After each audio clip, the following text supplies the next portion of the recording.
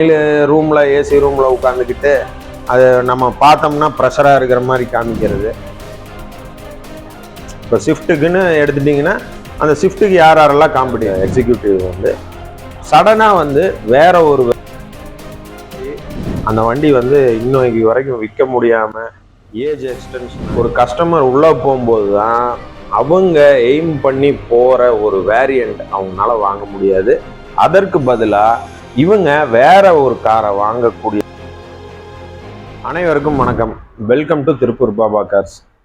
பொதுவாக வந்து நம்ம ஒரு புது கார் வாங்குகிறோம், ஒரு ஷோரூம் போகிறோம், ஒரு பிராண்ட் நம்மளுக்கு பிடிச்சிருக்கு, அதில் வந்து ஒரு வேரியன்ட் பிடிச்சிருக்கு அப்படின்னா நம்ம அதை டெஸ்ட் ட்ரைவ் பார்க்க போனாலோ இல்லை நம்ம வந்து அதை என்னுடைய டீட்டெயில்ஸ் கேட்குறதுக்கு போனாலோ நம்மளுடைய பதில் என்ன அப்படிங்கிறது எல்லாமே கேட்டுட்டு சில இடங்களில் வந்து பார்த்திங்கன்னா நம்மளை குழப்புவாங்க. எல்லா பிராண்ட்லையுமே வந்து இந்த விஷயம் நடக்குது. இதுக்கு யாருமே வந்து விதிவிலக்கு கிடையாது. என்ன குழப்புவாங்க, அப்படி என்னதான் சொல்லி நம்மளை குழப்புவாங்க அப்படின்னு வந்து பார்த்தீங்கன்னா, இப்போ நீங்கள் வந்து ஒரு மாருதி சுஜுகி எடுத்துட்டீங்க அப்படின்னா ஒரு ஸ்விஃப்ட், டொயோட்டா அப்படின்னா ஒரு இன்னோவா, மகேந்திரா அப்படின்னா ஒரு ஸ்கார்பியோ, ஒரு எக்ஸ்யூவி. ஸோ இந்த மாதிரி தான் இருக்கும் அப்படின்னு நினச்சிட்டு தான் நம்ம போவோம். பட் ஆனால் அங்கே விஷயமே வேற மாதிரி இருக்கும். எதனால் குழப்புறாங்க அப்படின்னு பார்த்தீங்கன்னா, இப்போ ஸ்விஃப்ட்டு அப்படின்னு போனோம்னா அதில் பெட்ரோலு, டீசலு, விஎக்ஸ்ஐ, எல்எக்ஸ்ஐ, கொஞ்சம் ஏபிஎஸ் இந்த மாதிரி எல்லாம் வந்து இருக்குன்ட்டு தான் நம்ம போவோம். ஸோ போனால் அதில் வந்து இவங்க ஒரு 7-8 வேரியண்ட் வச்சுருப்பாங்க. ஸோ ஒரு ஸ்விஃப்ட் பெட்ரோல் அப்படின்னா அதில் ஒரு 8, அதில் ஒரு டீசல் அப்படின்னா அதில் ஒரு 6-7, சரி எர்டிகா போனோம்னா அதில் ஒரு 5.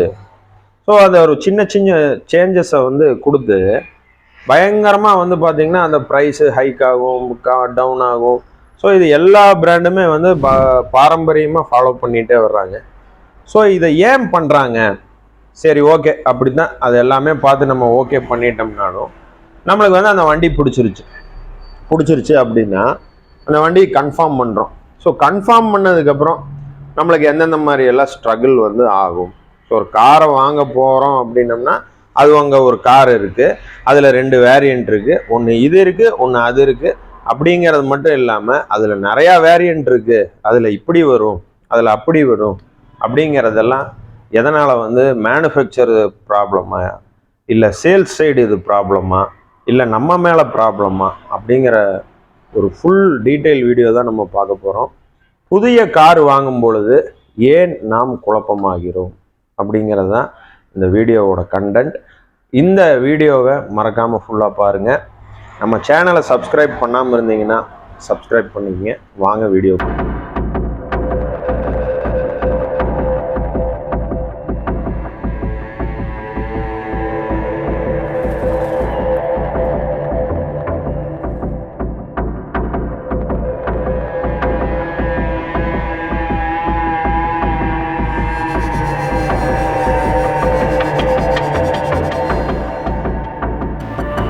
நிறைய வேரியண்ட் இருக்குது, நிறைய வந்து நம்மளுக்கு வந்து ப்ரைஸிங் ஒரு ஹைட் ஆகுது, அப்புறம் லோவாகுது, அப்புறம் கம்மியாகுது, எச் ஆகுது, இந்த மாதிரி.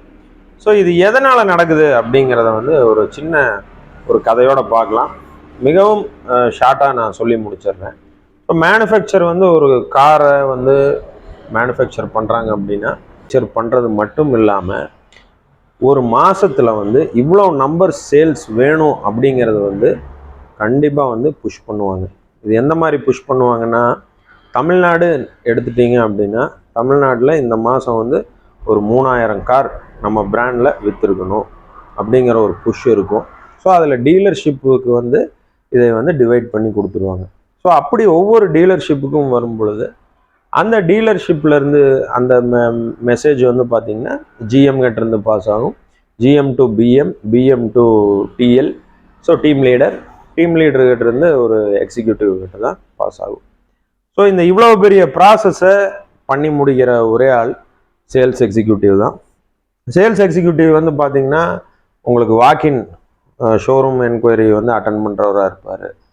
இன்னொருத்தர் வந்து பார்த்தீங்கன்னா உங்களுக்கு டெமோ ஆக்டிவிட்டீஸ் எல்லாம் போட்டு சேல் க்ளோஸ் பண்ணுறவராக இருப்பார். இன்னொருத்தர் வந்து பார்த்தீங்க அப்படின்னா உங்களுக்கு சேல்ஸ் மார்க்கெட்டிங் அப்படியே பைக்கில் போயிட்டு அவரோட தெரிஞ்ச சர்க்கிள் எல்லாம் பேசி ஒரு எக்ஸ்சேஞ்சு இந்த மாதிரி எல்லாம் பார்த்து சேல் பண்ணுறவராக இருப்பார். இது எல்லா பிராண்டில் இதுதான் காமன். இதை தாண்டி ஒரு சேல்ஸ் அப்படிங்கிறது இன்றைக்கி இல்லை. ஸோ மேக்ஸிமம் வந்து ப்ரமோஷன் அப்படிங்கிறது வந்து பார்த்தீங்கன்னா டிஜிட்டல் மார்க்கெட்டிங்கில் வந்து உங்களுக்கு பண்ணிடுறாங்க. ஃபேஸ்புக்கு, யூடியூப்பு, கூகுளில் எல்லாத்துலேயுமே கார் அப்படின்னாலே அந்த ஒரே கார் ரிப்பீட்டாக வந்து எப்படியோ அந்த கஸ்டமர் ஷோரூம் வர வைக்கிறதுக்கு உண்டான வழியை வந்து அந்த கார் மேனுஃபேக்சர் வந்து பக்காவாக பண்ணிடுறாங்க. இதில் வந்து என்ன நடக்குது அப்படின்னு பார்த்தீங்கன்னா, இந்த சேல்ஸ் எக்ஸிக்யூட்டிவ்ஸ் எல்லாம் வந்து அவங்களுக்கு இப்போ நான் முன்னாடி சொன்னேன் இல்லையா ஒரு கதை, கார் மேனுஃபேக்சர் பண்ணுறதோடு இல்லாமல் அவங்களுக்கு இவ்வளோ நம்பர்ஸும் வந்து ஃபிக்ஸ் பண்ணிடுறாங்கன்னு. அந்த நம்பர்ஸையும் வந்து இவங்களுக்கு தான் டிவைட் பண்ணி கொடுக்குறாங்க. இந்த சேல்ஸ் எக்ஸிக்யூட்டிவ்ஸுக்கு தான் அந்த ஒரு ப்ரெஷரை வந்து பயங்கரமாக கொடுக்குறாங்க. அந்த எக்ஸிக்யூட்டிவ் என்ன பண்ணுவார் அப்படின்னா, போன மாதம் ஒரு வேரியண்ட்டில், அதாவது பெட்ரோல் வேரியண்ட்டில் நல்லா சேல் பண்ணியிருக்க அந்த எக்ஸிக்யூட்டிவ் வந்து சடனாக வந்து வேற ஒரு வேரியண்ட், வேற ஒரு ஃபியூல் வேரியண்ட்டில், ஸோ உங்களுக்கு புரியணுங்கிறதுக்காக நான் இந்த மாதிரி சொல்கிறேன், பெட்ரோல் டீசல்னு சொல்லிட்டு இருக்கேன்.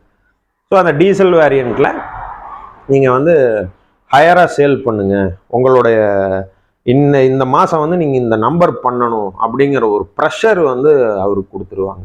ஸோ நார்மலான நம்பரோட அவர் வந்து அதிகமாக சேர்த்தி பண்ணணும் அப்படிங்கிற ஒரு ப்ரெஷரை கொடுத்துட்டு, இவங்கெல்லாம் வந்து என்ன பண்ணுவாங்க அப்படின்னா, இந்த பிஎம்மு, டிஎல்லு, அப்புறம் வந்து இந்த ஜிஎம்மு, இவங்கெல்லாம் வந்து மேலே மேலே மெயில் தானுங்க எல்லாம், நான் இதை செய்கிறேன், அது அந்த வண்டி, இந்த கஸ்டமர், இந்த டேட்டா, அந்த டேட்டாஸ் அப்படிங்கிறது மெயில் ரூமில், ஏசி ரூமில் உட்காந்துக்கிட்டு அது நம்ம பார்த்தோம்னா ப்ரெஷராக இருக்கிற மாதிரி காமிக்கிறது. என்னமோ வெயிலில் போய் அலைஞ்சிட்டு வந்து ஒவ்வொருத்தங்கிட்டையும் போய் வண்டியை விற்று அந்த வண்டியை எக்ஸ்பிளைன் பண்ணி டெமோ போட்டு உங்களுக்கு டெஸ்ட் ட்ரைவ் கொடுத்து, அப்புறம் வந்து கஸ்டமர் கூடவே இருந்து அந்த கஸ்டமருக்கு அந்த ஃபைனான்ஸ் ப்ராசஸ், பேங்க் ப்ராசஸ் எல்லாம் பார்த்து எல்லாம் டயர்டான மாதிரி இந்த மேலே இருக்கிறவங்கெல்லாம் இந்த மெயில் மூலமாகவே பேசிக்குவாங்க.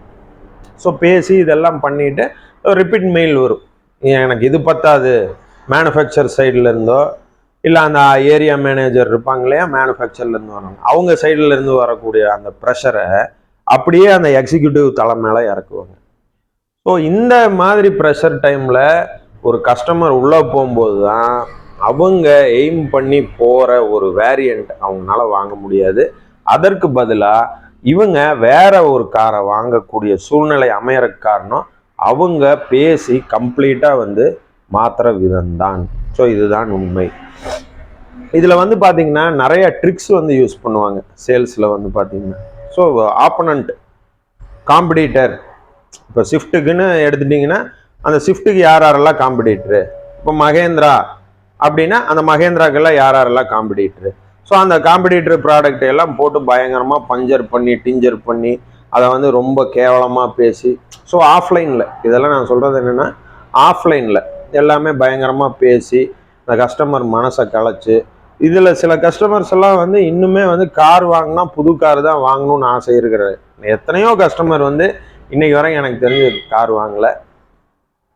இதெல்லாம் நான் பேசுகிறேன் அப்படின்னா, நான் வந்து ஒரு 4 பிராண்டில் வந்து பார்த்தீங்கன்னா, சொல்லக்கூடிய 4 பிராண்டில் வந்து பார்த்தீங்கன்னா கிட்டத்தட்ட 15 வருஷம் ஒர்க் பண்ணியிருக்கேன். ஸோ அந்த எக்ஸ்பீரியன்ஸில் தான் நான் இந்த வீடியோ வந்து பண்ணுறேன். ஸோ அதனால் எந்த ஒரு கஸ்டமரையுமே வந்து யார் மேனுஃபேக்சர் சைடு ஆகட்டும், உங்களுக்கு சேல்ஸ் சைடு ஆகட்டும், மேனுஃபேக்சர் சைடில் வந்து பார்த்தீங்கன்னா நிறைய வேரியண்ட் விட்டு சேல்ஸில் இருக்கிறவங்களையவே குழப்புறது. சேல்ஸில் இருக்கிறவங்க அதை சேல் க்ளோஸ் பண்ண முடியாமல் அது நல்லா போகிற வேரியண்ட்டை விட்டுட்டு கொஞ்சம் சுமாராக போகிற வேரியண்ட்டை எடுத்து அதுக்காக அவங்க ப்ரமோஷன் பண்ணி கஷ்டப்படுத்தி, இந்த 2 ப்ராப்ளமே வந்து பார்த்தீங்கன்னா எங்கே வந்து அது நிற்கும், இது எங்கே சால்வ் ஆகும்னு பார்த்தீங்கன்னா கஸ்டமர்கிட்ட தான் சால்வ் ஆகும். சில நேரங்களில் தான் சால்வ் ஆகும், சில நேரங்களெல்லாம் இன்றைக்கும் நிறைய வேரியண்ட் வந்து தேங்கி இருக்கிறத நம்ம பார்க்க முடியும். நிறைய ஷோரூம்லையும் சரி, நிறைய யார்ட்லையும் வந்து பில் ஆகி அந்த வண்டி வந்து இன்னைக்கு வரைக்கும் விற்க முடியாமல் ஏஜ் எக்ஸ்டென்ஷன் ஆகி நிறையா ப்ராப்ளத்தை நிறைய டீலர்ஸும் சந்திச்சுட்டு தான் வராங்க.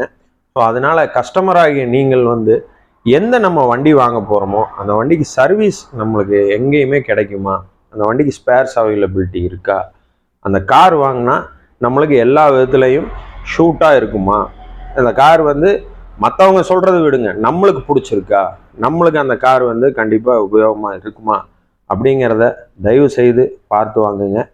நன்றி, வணக்கம்.